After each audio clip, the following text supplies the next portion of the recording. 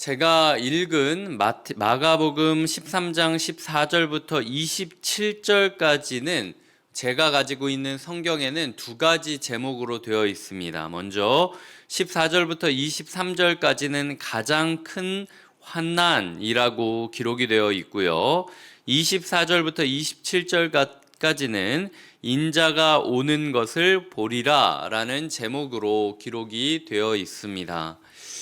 성전이 무너질 것을 예언하시면서 예수님께서는 이스라엘 사람들이 여태까지 알던 것 중에서 가장 큰 환난을 당하게 될 것을 말씀하고 계십니다. 그리고 그 환난 가운데 어떻게 대처해야 할 것인지를 이야기해 주시면서 오늘 말씀이 매듭지어지고 내일까지 이어지게 되는 것이죠.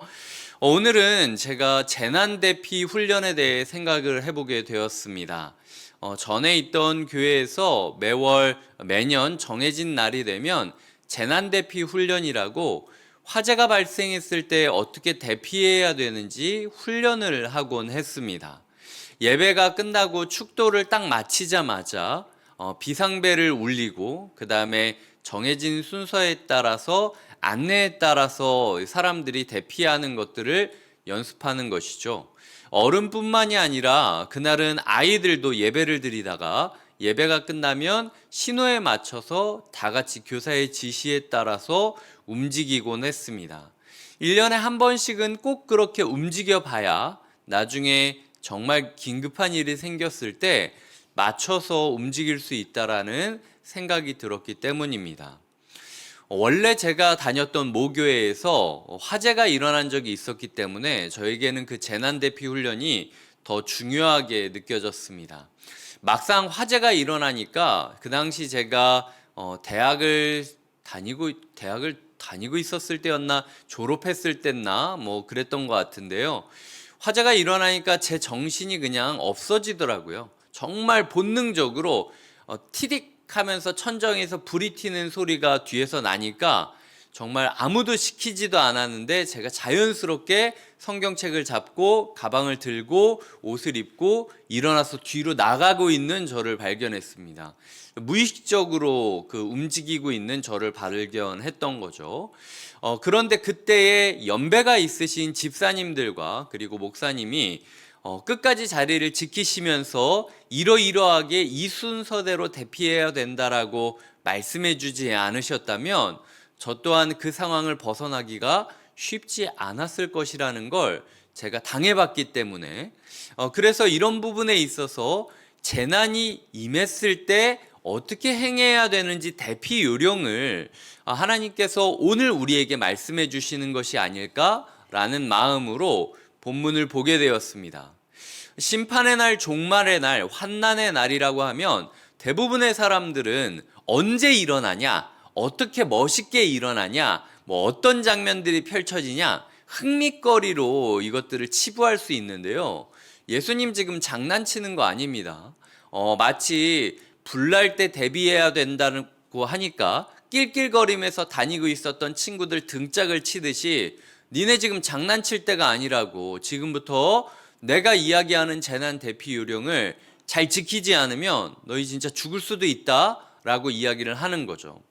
실예로 지금 이 마가복음이 쓰여지고 있는 시기가 언제입니까? 저희가 믿고 있는 바와 같이 베드로가 마가라는 사람을 통하여 복음을 전수하기 시작했고 그것이 기록되어졌다라고 생각을 해보면 한참 사도행전이 진행되고 있을 그때에 혹은 사도행전의 말미에 이것이 쓰여졌음을 우리는 알 수 있습니다. 마태, 마가, 누가, 요한복음 중에서 가장 먼저 쓰여지게 된 본문이 마가복음이라고 쳤을 때, 그래서 이거를 마가복음을 최초의 복음이다라고 이야기하기도 하는데요. 어쨌든 이 사복음서 중에서 가장 먼저 쓰여졌다고 생각을 했을 때 초대교회에 있어서 시험이 갑자기 닥쳐왔고 이리저리 도망 다녀야 되는 상황 가운데 있었던 것이 초대교회의 현실이었다라는 거죠. 이 마가와 베드로에게 있어서 이 본문은 그냥 흥미거리가 아니었던 겁니다. 지금 내가 살고 있는 현실, 내가 왜 환난을 당해야 되는가, 믿는 사람들이 왜 이렇게 힘들어야 되는가 라는 부분에 대한 예수 그리스도의 대응 지침을 받을 수 있는 부분이었기 때문에 마가는 꽤 신중하게 그리고 열정적으로 이 환난 날에 우리가 어떻게 해야 하는지를 알려주고 있습니다. 저는 오늘 본문을 통해서 세 가지 행동을 묵상하게 되었는데요. 첫 번째로는 18절입니다.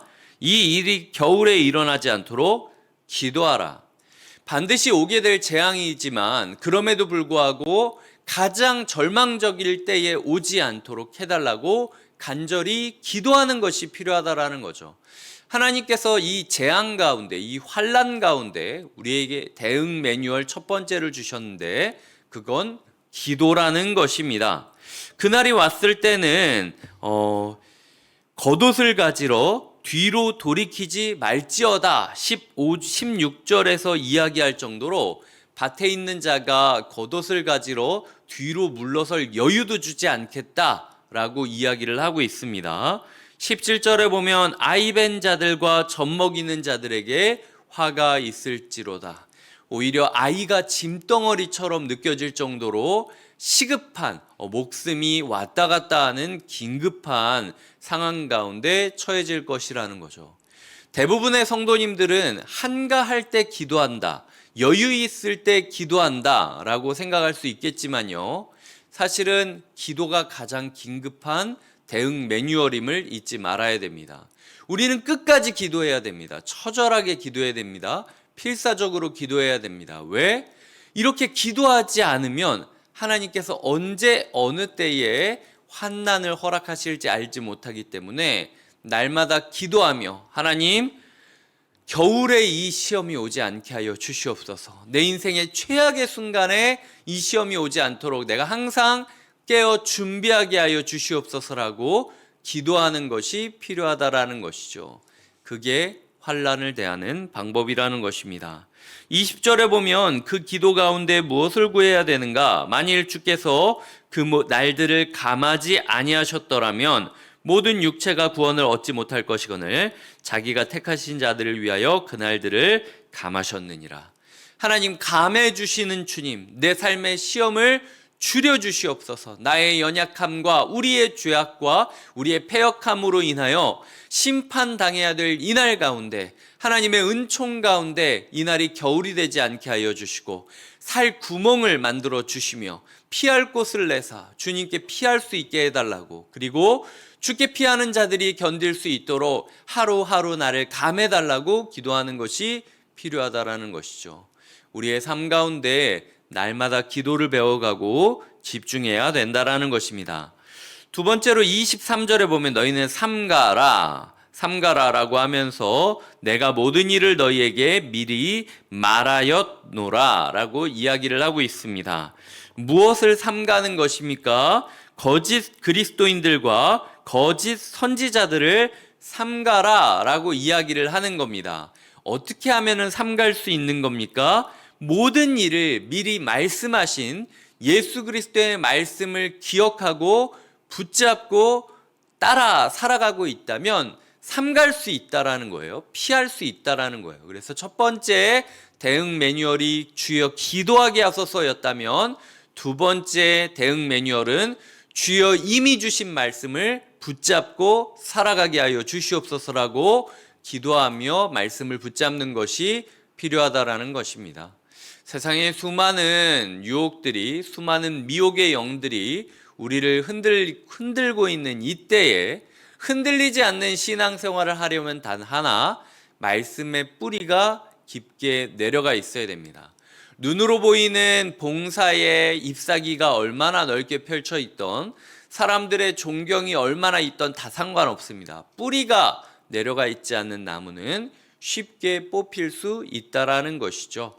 주님께서 우리에게 말씀하시는 겁니다. 나는 너에게 이미 말씀을 주었다. 새로운 말씀 구할 것이 아니라 이미 내가 준 말씀에 얼마나 뿌리 내리고 나무 뿌리가 이 돌들을 헤치면서 물을 꽉 붙잡고 끌어당기듯 너 나 얼마나 붙잡고 꽉 끌어당기고 있는지를 한번 생각해 봐라 라고 주님께서 말씀하고 있다라는 겁니다. 세 번째로는 27절에 또 그때에 그가 천사들을 보내어 자기가 택하신 자들을 땅 끝으로부터 하늘 끝까지 사방에서 모으리라. 하나님께서 모아주실 것을 꿈꾸며 날마다 기다리며 소망하는 삶을 살아야 된다라는 것이죠. 그래서 마치 불이 났을 때 혹은 지진이 일어났을 때 정해진 곳에 숨고 그리고 지정된 장소로 대피한 후에 후속 조치, 안전 요원들의 후속 조치를 따라 움직여야 되듯 날마다 기도와 말씀으로 준비하는 것과 동시에 우리를 모아주실 예수 그리스도를 갈망하면서 항상 예수 그리스도의 부르심을 고대하고 기다리며 살아가야 된다라는 것이 오늘 말씀을 통하여 주님께서 우리에게 주시는 재난 대피 요령, 환난 날을 이길 수 있는, 견딜 수 있는 세 가지 요령이라는 것입니다. 말씀을 맺겠습니다. 주님께서는 우리가 기도하기를 바라십니다. 우리의 삶 가운데 겨울날에 심판이 오지 않기를, 그리고 이미 받은 심판이 하루하루 감하여지기를 기도할 수밖에 없는 날이 심판의 날이다 라고 이야기를 하셨습니다. 기도를 훈련해야 됩니다. 기도를 연습해야 됩니다. 그래야만 환난 날에 우리가 기도할 정신을 차릴 수 있다라는 것이죠. 동시에 이미 들은 말씀을 삶에 적용하며 미혹되지 말아야 합니다. 누구의 이야기를 들을 것이냐? 사람들의 이야기, 그냥 이쪽으로 가면 된다, 저쪽으로 가면 된다, 이런 이야기를 들을 것이 아니라 화재가 일어나고 재난이 일어났으면 들어야 될 이야기를 듣고 그 음성을 따라 걸어가야 된다라는 거죠. 이광희 목사의 이야기를 들을 것도 아니고 누구누구 순장님의 이야기를 들을 것도 아니고 옛날에 내가 왕년에 은혜 받았던 말씀을 붙잡고 있을 때도 아닙니다. 주님께서 우리에게 주신 말씀들이 주님이 주신 말씀인지를 검증해 가면서 우리가 들은 말씀들을 지키려고 노력할 때 어떤 환난이 있다 할지라도 우리를 지켜줄 수 있음을 믿어야 된다라는 것이죠. 마지막으로 우리의 삶에 갈망과 소망이 있어야 됩니다. 예수 그리스도께서 반드시 우리를 불러주실 것이다. 반드시 우리를 모아주실 것이다. 라는 갈망과 소망으로 오늘 하루를 살아가는 법을 익혀갈 때 어떤 환난이 오더라도 흔들리지 않고 있어야 할 곳에 있게 될 것을 약속하고 있다라는 것이죠. 기도하고 계십니까? 이미 들은 말씀 가운데 뿌리 내리고 계십니까? 정말 예수 그리스도께서 사방에서 우리를 모아주실 것을 소망하며 날마다 그날을 고대하고 계십니까? 주님께서 준비하지 않는 자에겐 환난이 더 큰 환난으로 닥칠 것을 말씀하시듯 우리도 인생의 큰 환난이 오기 전에 우리가 그날을 준비하는 연습을 하며 살아가시길 주님의 이름으로 부탁드립니다. 기도하시겠습니다. 하나님 아버지 감사합니다. 주님, 우리가 종말의 그날을 흥미거리로 여기거나 아니면은 그냥 손 놓고 멍하니 보는 것이 아니라 준비하도록 시간을 주셨을 때 준비하는 자가 되게 하여 주시옵소서. 감사하고 예수님의 이름으로 기도드립니다. 아멘.